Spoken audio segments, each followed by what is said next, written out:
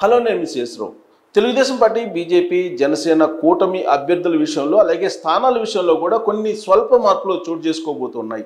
తాజాగా ఢిల్లీ నుంచి వచ్చినటువంటి సందేశం అలాగే సంకేతాల ప్రకారం కొన్ని మార్పులు చోటు చేసుకున్నాయని చెప్పి విశ్వసనీయంగా తెలుస్తూ ఉంది.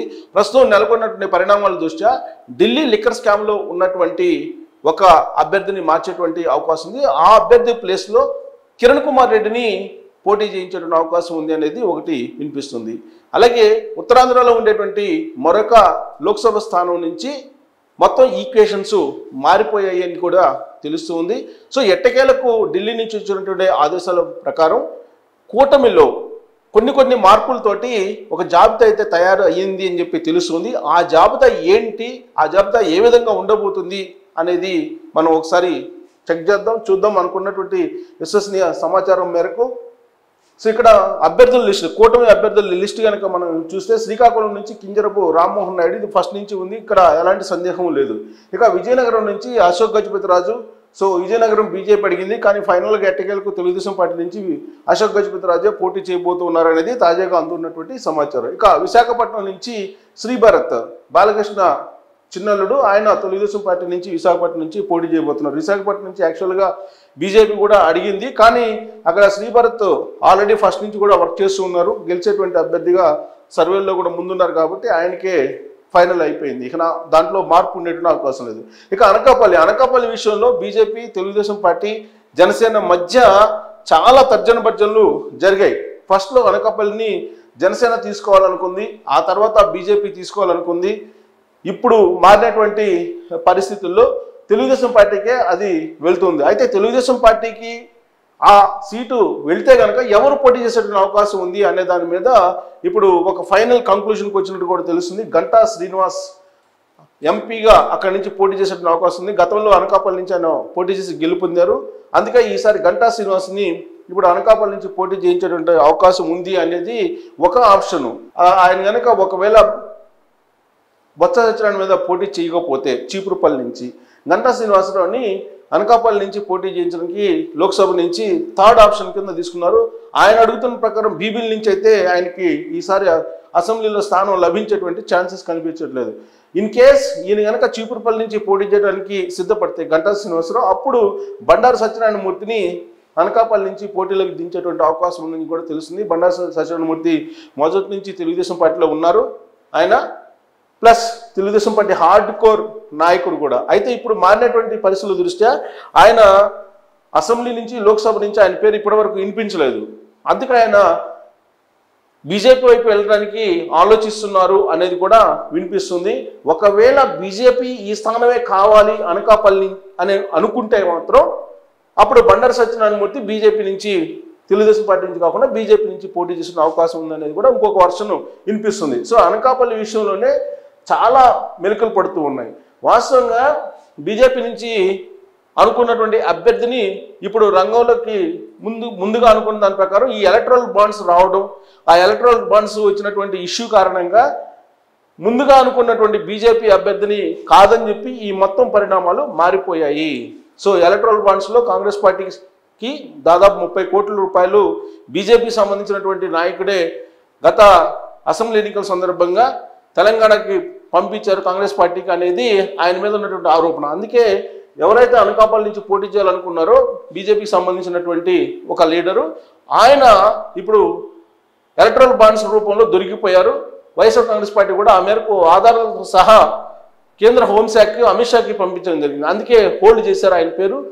ఇప్పుడు మారినటువంటి పరిస్థితులు చూస్తే తెలుగుదేశం పార్టీ అనకాపల్లి నుంచి పోటీ చేస్తే కనుక వీళ్ళిద్దరు పేర్లు లేదు, అనకాపల్లి బీజేపీకే కావాలనుకుంటే బండారు సత్యనారాయణ మూర్తి బీజేపీలోకి వెళ్ళేటువంటి అవకాశం కూడా లేకపోలేదు అనేది కూడా తెలుస్తుంది.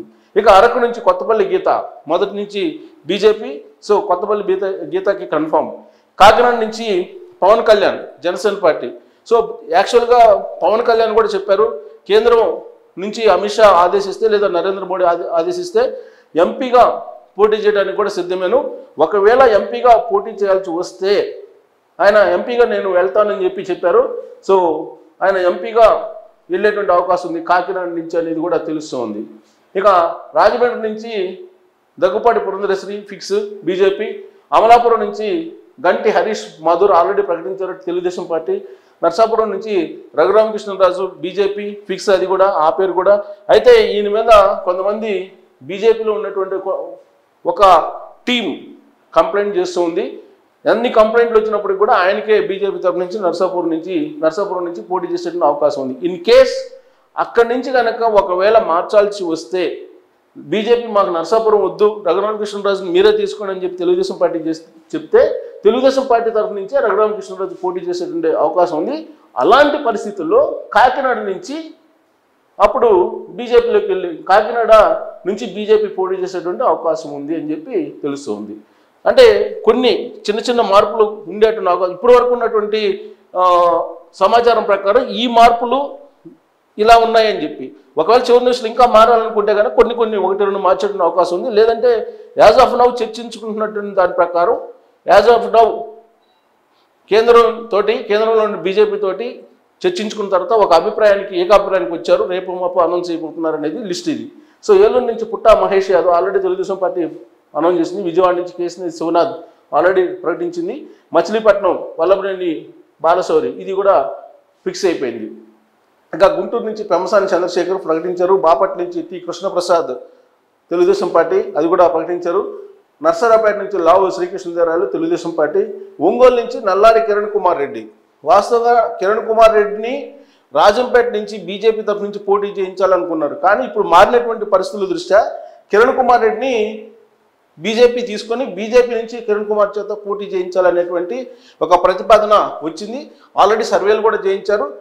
ఒంగోలు నుంచి నల్లారి కిరణ్ కుమార్ రెడ్డి అయితే కనుక అక్కడ చెవిరెడ్డి భాస్కర్ రెడ్డి వైఎస్ఆర్ కాంగ్రెస్ పార్టీ నుంచి పోటీ చేస్తున్నారు కాబట్టి ఒంగోలు లోక్సభ స్థానం నుంచి నల్లారి కిరణ్ కుమార్ రెడ్డి మాజీ సీఎం ఈయన ప్రస్తుతం బీజేపీలో ఉన్నారు. బీజేపీకి ఒంగోలు సీటు వెళ్ళేటువంటి అవకాశం ఉంది. అక్కడ కిరణ్ కుమార్ రెడ్డి గట్టి పోటీ ఇస్తారని కూడా తెలుస్తుంది. ఈ మార్పు ఎందుకు జరిగిందంటే ఇప్పుడు ఢిల్లీ లిక్కర్ స్కామ్ విచారణ జరుగుతుంది. దాని సందర్భంగా ఆల్రెడీ వాంగ్మూలం ఇచ్చినటువంటి వాళ్ళు ఉన్నారు. ఎవరు? మాగుంట రాఘవరెడ్డి అలాగే మాగుంట శ్రీనివాసరెడ్డి. సో వాళ్ళు లిక్కర్ స్కామ్లు ఆల్రెడీ రిమాండ్ రిపోర్ట్లో కూడా కేజ్రీవాల్ రిమాండ్ రిపోర్ట్లో కూడా వీళ్ళిద్దరు పేర్లు మెన్షన్ చేయడం జరిగింది. సో ఆ కేసు చాలా స్పీడ్గా వేగంగా విచారణ జరుగుతున్నటువంటి క్రమంలో ఎటు నుంచి ఎటు మలుపులు తిరిగేటువంటి అవకాశం ఉంది అనేది కొంత కన్ఫ్యూజన్గా ఉంది. అలాంటి పరిస్థితుల్లో మాగుంట కుటుంబాన్ని కాదని ఇప్పుడు నల్లారి కిరణ్ కుమార్ రెడ్డి ఒంగోలు నుంచి బీజేపీ అభ్యర్థిగా పోటీ చేయించేటువంటి ఆలోచన కూటమి చేస్తుంది, కూటమి నాయకులు చేస్తున్నారు. ప్లస్ సర్వేల్లో కూడా కిరణ్ కుమార్ రెడ్డి గెలిచేటువంటి అభ్యర్థి అనేది ఒక కంక్లూజన్కి వచ్చినట్టు తెలుస్తుంది. ఇక నెల్లూరు నుంచి వేమిరెడ్డి ప్రభాకర్ రెడ్డి అది ఆల్రెడీ ఫైనల్ అయిపోయింది. తిరుపతి నుంచి నిహారిక బీజేపీ. ఇక చిత్తూరు నుంచి దగ్గుమళ్ళ ప్రసాదరావు తెలుగుదేశం పార్టీ. రాజంపేట నుంచి గంటా నరహరి. వాస్తవంగా ఇది బీజేపీ తీసుకోవాలని చెప్పి బీజేపీని తీసుకోమని చెప్పి రాజంపేట నుంచి తెలుగుదేశం పార్టీ అలాగే బీజేపీ తర్జన భర్జన పడింది. కానీ ఫైనల్గా రాజంపేట నుంచి గంటా నరహరి తెలుగుదేశం పార్టీ నుంచి పోటీ చేయబోతున్నారు. కడప నుంచి వీరశివారెడ్డి తెలుగుదేశం పార్టీ. నంద్యాల నుంచి బైరెడ్డి శబరి తెలుగుదేశం పార్టీ. కర్నూలు నుంచి పంచలింగాల నాగరాజు తెలుగుదేశం పార్టీ. హిందూపురం నుంచి బీకే పార్థసారథి తెలుగుదేశం పార్టీ నుంచి. అనంతపురం నుంచి సత్యకుమార్ యాదవ్ బీజేపీ తరఫు నుంచి. అనంతపురం బీజేపీకి ఇస్తున్నారు. సో దీంతో బీజేపీకి సీట్ల షేర్లు వచ్చినటువంటి 6 లోక్సభ స్థానాలు ఫిల్ అయిపోయాయి. అలాగే జనసేనకు వచ్చినటువంటి 2 కూడా ఫిల్ అయిపోయాయి. సో దీంతో ఇదే ఫైనల్ లిస్టు. ఇప్పుడు మారినటువంటి పరిణామాలు, ఢిల్లీలో జరుగుతున్నటువంటి సిచ్యువేషన్స్, అలాగే ఎలక్ట్రల్ బాండ్స్ వ్యవహారం తెర మీదకి రావడం, లిక్కర్ స్కామ్ తెర మీదకి రావడంతో ముందుగా అనుకున్నటువంటి ఇద్దరు అభ్యర్థులు వెనకబడిపోయారని చెప్పి ఇప్పుడు తాజాగా చర్చ జరుగుతుంది. ఆ క్రమంలో ఫైనల్ లిస్ట్ ఈ విధంగా ఉందని చెప్పి ఇప్పుడు తాజాగా చర్చ జరుగుతుంది. సో అనకాపల్లి నుంచి ఎవరైతే బీజేపీ అభ్యర్థి ఎక్స్పెక్ట్ చేస్తారో ఆ అభ్యర్థిని కాదని చెప్పి ఎలక్ట్రల్ బాండ్స్ అడ్డుకొట్టాయి. ఢిల్లీ లిక్కర్ స్కామ్ ఒంగోలు నుంచి అడ్డుకొట్టింది. సో దీంతో మాగుంటను అడ్డుకొట్టింది. దాంతో కిరణ్ కుమార్ రెడ్డి ఒంగోలు లోక్సభ స్థానం నుంచి పోటీ చేసేదానికి ఈ ఈక్వేషన్లో ఉండేటువంటి అవకాశం ఉందని చెప్పి కూడా ఇప్పుడు కూటమిలో సీరియస్గా చర్చ జరుగుతుంది. బహుశా ఈ లిస్టు రేపో మాపో అనౌన్స్ చేసేటువంటి అవకాశాలు లేకపోలేదు. సో ఈ తాజా మార్పులు ఏంటంటే కేవలం ఎలక్ట్రల్ బాండ్స్ అలాగే లిక్కర్ స్కామ్ ఈ రెండింటి కారణంగానే ఈ తాజా మార్పులు జరిగాయి. అందుకే తెలుగుదేశం పార్టీ, బీజేపీ, జనసేన ఇచ్చిపుచ్చుకున్నటువంటి దూరంలో అడ్జస్ట్మెంట్స్ చేసుకున్నాయి. ఆ అడ్జస్ట్మెంట్ చేసుకున్న తర్వాత వచ్చినటువంటి లిస్ట్ ఇదే అని చెప్పి భావించాల్సి ఉంటుంది. Thank you very much.